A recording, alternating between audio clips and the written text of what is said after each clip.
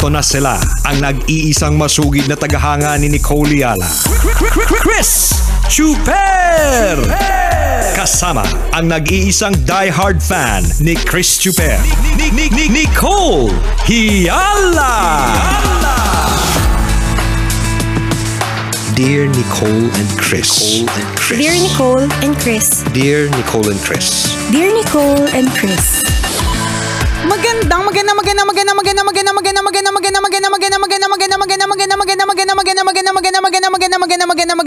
Magandang tanghali, mga tambalani sa mga kabisyo, mga kabasic. Hi, partner! Hi, partner! Hi, mga kabisyo!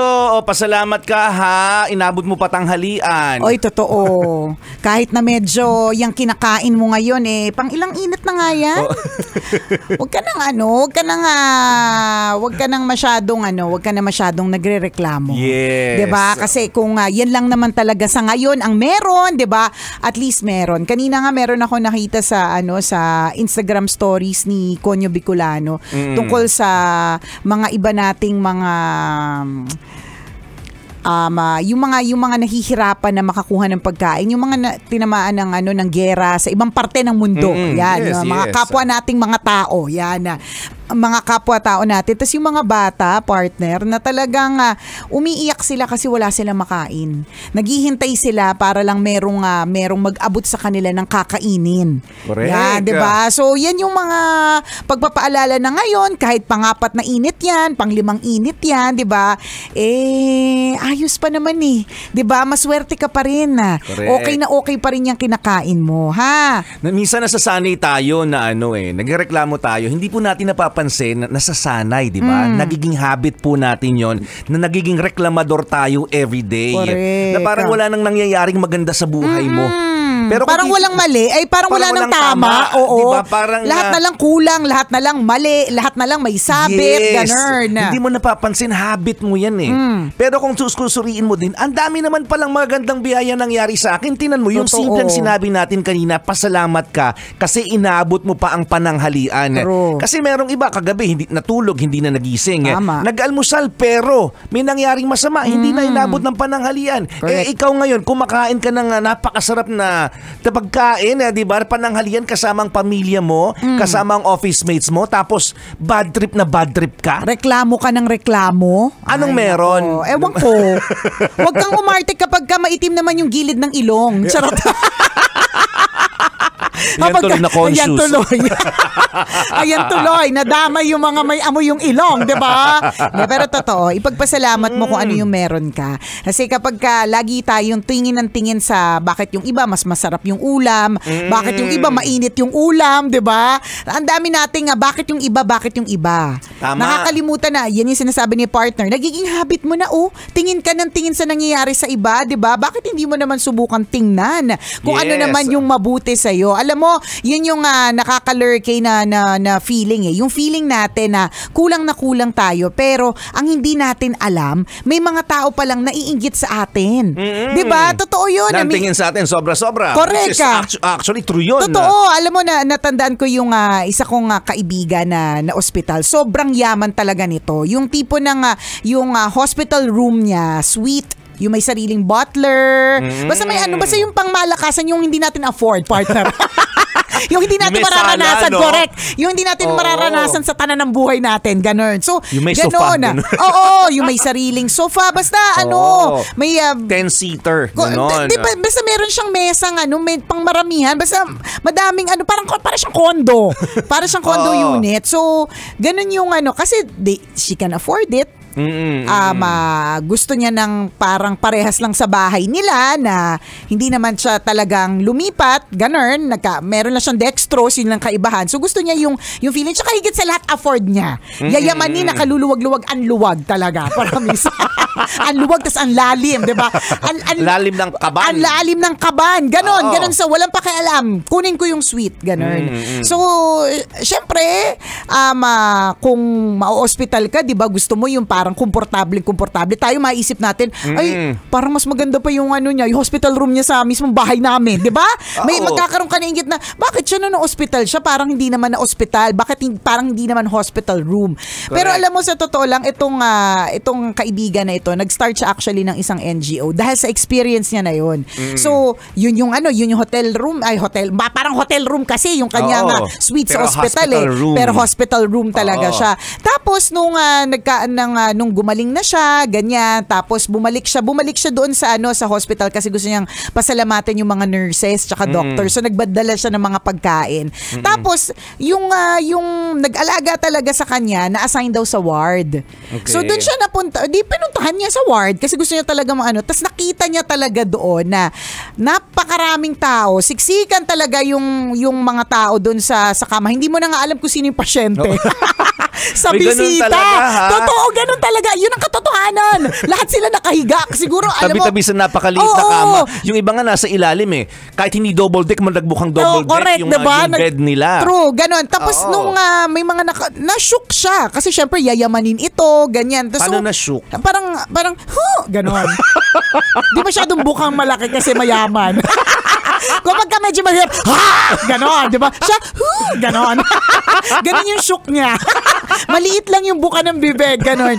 So, na-shook siya talaga kasi parang, ganito yung itsura ng pero kahit na ganun kasikip, hindi kasing komportable ng kanyang suite, nung kanyang hospital room, nung hospital siya, kitang-kita niya kung gaano kasayo yung mga tao. Yun nga totoo hindi mo na ma-distinguish kung sino yung pasyente dun sa mga bisita kasi lahat sila nakahiga. Correct. Yung ganun nga. Na-imagine ko na-imagine kasi madaming ganun na-witness na natin yun many times. Totoo. Yung mga hospital tayo, ganun din naman correct ka.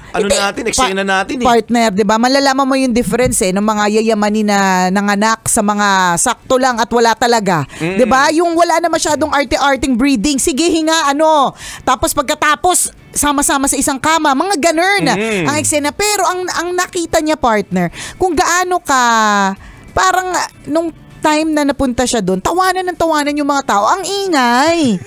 Nung siya daw ay nasa hospital room na yon, mag-isa siya talaga.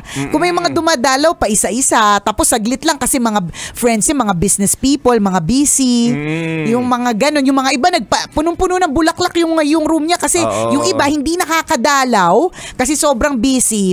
Nagpadala na lang ng bulaklak, nagpadala ng pagkain.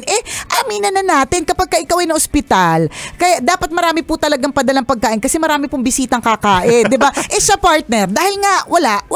Nasira na lang yung mga pagkain, ganun. Saka wala kang appetite kapag ikaw yung may sakit Totoo, so, ang kakain talaga nun, yung bisita, ganun. So, hindi tayo sinabihan.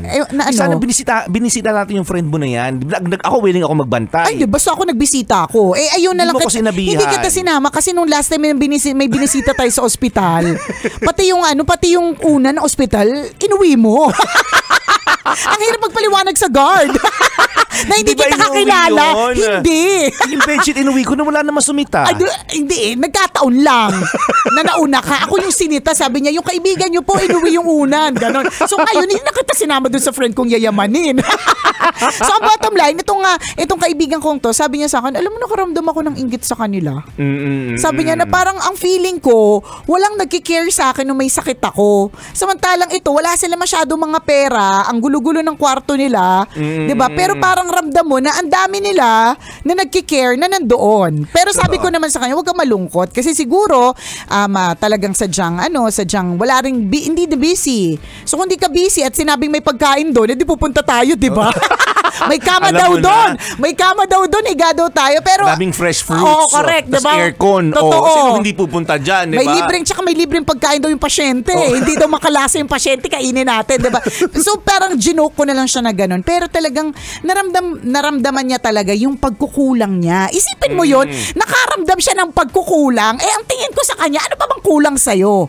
Yun, di ba? Yun yung point natin na parang tingin tayo ng tingin sa buti pa siya ganun. Pero yung mga inaakala natin na kinaiinggitan natin, na akala natin walang problema, naiinggit pala sa atin at one point. 'Di ba? Correct. May ganun palang eksena. Kaya wag laging tingin ng tingin sa grasya ng iba. Tingnan mo yung grasya mo today. Di ba yung eksena ng ospital, ito magandang perspective din mga kaibigan. Yung eksena ng ospital, di ba? Kunyari, pumunta kami ni Nicole doon sa yayamanin na friend na yon. Ang magiging impression talaga natin, wow, na-afford mo tong hospital room na to. Di ba? Kulang nila magdala ka ng quartet at tugtugan ka. Di ba? Kasi napakaganda ng room mo eh. Di ba? Pag titingnan mo, susuriin mo mga kaibigan, napawaw tayo. Pero siya may sakit. Ikaw wala.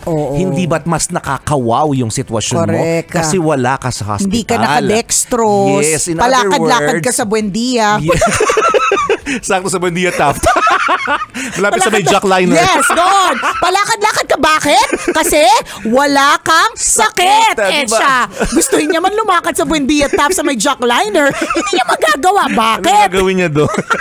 Bakit? May sakit kasi siya. I mean, hindi, she cannot do what she wants freely. Correct. Until sabihin sa kanya ng doktor, pwede na, okay na, 'di ba? Maganda yung perspective na yan eh. Totoo yun, minsan nakakawaw. Ang ganda naman ng hospital. Pwede ba makastay, di ba? Nagjo-joke pa tayo. Pwede ba makitulog, makikain kasi masarap ang pagkain. Tsaka aircon. Pero uulitin natin, come to think of it, ikaw dumalaw sa hospital kasi dinalaw mo yung may sakit. Ikaw walang sakit.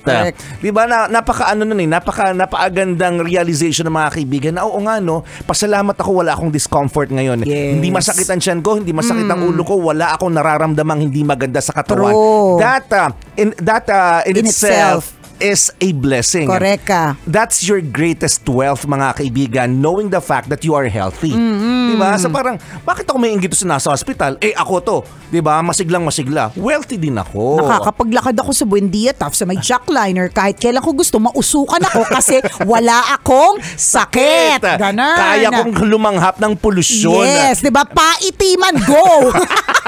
Kasi matibay ang matibay ang baga ko, wala akong sakit. Ang hirap kaya totoo kapag ka ikaw nasa ospital, sabi ko nga kahit na gaano kaganda yung hospital room, kahit pagbalik-baliktarin mo, it still is a hospital room.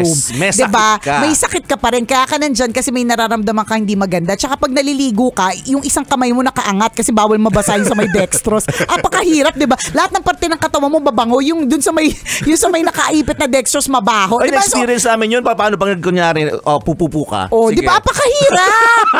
Totoo! Imbalido ka! Alam namin yan. Di ba? Totoo yan yung hindi ka, yung mga regular na nagagawa mo, yung sponge bath. Di ba? Di ba sabi ko nga sa'yo, partner, nung nagkasakit yung anak ko, tapos nung nagsistart na siyang to get better, isipin mo, tinuturuan siyang lumunok. Isipin mo yun, parang apakasimple ng lunok. Tinuturo ba yun? Reflex yan. Ibig sabihin, kahit hindi ituro, dapat alam mo yung paglunok. So, bago pa siya nakakain ng ice cream na malambot dumaan muna siya sa pagbasa ng bibig, sa pagbasa-basa ng dila, tapos konting ice cream para matutunang lumunok, 'di ba? Hanggang sa trinay niya na magsopas, 'di ba? May mga ganun ng mga pinagdaanan na sa totoo lang, ang hirap talaga pag may sakit. Ikaw kahit ilang lunok pa ang gawin mo nang hindi ka tuturuan. Kumakain ka nga ng bato Kaya nga Totoo. Kasi sigaw kang Darna. Kasi wala kang sakit. Diba? Ganun. Nag-umpisa lahat ng ito sa pasalamat ka, sabi ni partner, inabot mo yung tanghalian. Diba? Pasalamat ka, meron ka ngayong pananghalian, kahit na pangatlo, pangapat na init. Meron ako nabasa sa Facebook ba to, sa TikTok na pasalamat po ako, nagluluto na ako ng munggo ngayon, kahit Webes pa lang. Diba? Kita mo na, napaka-grateful nung taong gano'n. Advance ka sa lahat, diba? Ikaw lang ang nagluto ng munggo. Lahat Friday pa, diba? Totoo yan, mga kaibigan. Kung kaya po nating mag-develop ng hindi magandang habit, malamang kayang-kaya din natin na mag-develop ng magandang habit. So alin po yung pipiliin natin, diba? So doon tayo sa magandang habit. Habit na maging mapagpasalamat. Maging grateful ka sa mga bagay na natatanggap mo ngayon. Tama. Isipin mo, buhay ka ngayong araw ng Webes, napapakinggan mo yung tambalan, nagbabiyahe ka ngayon, nagmamaneho ka ngayon, nasa loob loob ka ng office, nasa bahay ka, kumakain. True. Diba? Ang dami. Na-experience mo to. Correct, ang dami. Nakakarinig. Isipin mo, Yes. alam mo partner, yan yung pinagpapasalamat ko talaga everyday na nakakarinig, nakakakita, 'di ba? Nakakahawak, nakakasalat, 'di ba? Parang thank you Lord, nasalat ko po, 'di ba? Bakit Yung mga nagsasalatan ngayon, napatigil sila. Oo. Anong sinasalat mo? Ano ba yung nasasalat? 'Di ba? Isipin mo isang araw hindi na maka-feel yung fingertips mo. Oo. Hindi na makasalat yan ng kahit na ano. Oo. 'Di ba? Hindi mo alam tayo na pala hinahawakan mo, 'di ba? Kasi hindi siya nakakaramdam. Hindi, yung mga ganon. Yung sabi nga ni partner, nakikinig ka ngayon. Nararamdaman mo yung lamig ng aircon. May mga ibang tao hindi nila nararamdaman kasi meron silang discomfort sa katawan. Yung may mga ibang tao na kahit ang lamig-lamig pinagpapawisan. Kasi may sakit sila. 'Di ba yung ganon? Ikaw normal na normal. Tama. Okay na okay, 'di ba? So ipagpasalamat mo 'yan. Be grateful. Have an attitude of gratitude. Yun yung lagi po nating ipagpapasalamat. Lalong-lalo na kapag mga times na parang feeling natin down na down tayo. Correct. Ganun may ganun tayo na parang lahat na lang mali, lahat na lang malas, 'di ba? Lahat lagi na lang inaalat correct, 'di ba? Puro gano'n na subukan mo nga, hindi naman lahat eh. Marami pa ring magagandang nangyayari sa buhay natin araw-araw. Tingnan mo lang. 'Di ba? Tingnan mo, yung meron kang hinlalaki. Ang hirap maghawak ng cellphone na wala kang hinlalaki Magbukas ng umbrella na walang hinlalaki. Nag-declare ng pag-asa na rainy season na, 'di ba? Salamat Lord, may hinlalaki kami pambukas ng payo ngayong rainy season. Kailangan pa bang i-memorize 'yan? Basic. Mali ako po si Nicole Yala. At ako naman si Cambio King Chris Chuper. Na nagpapaalala, una magdasal ka para mabuhay ka, pangalawa mag-toothbrush ka para mabuhay naman iba. This Yun! portion was brought to Kailangan pa bang i-memorize yan? Love Radio. Basic!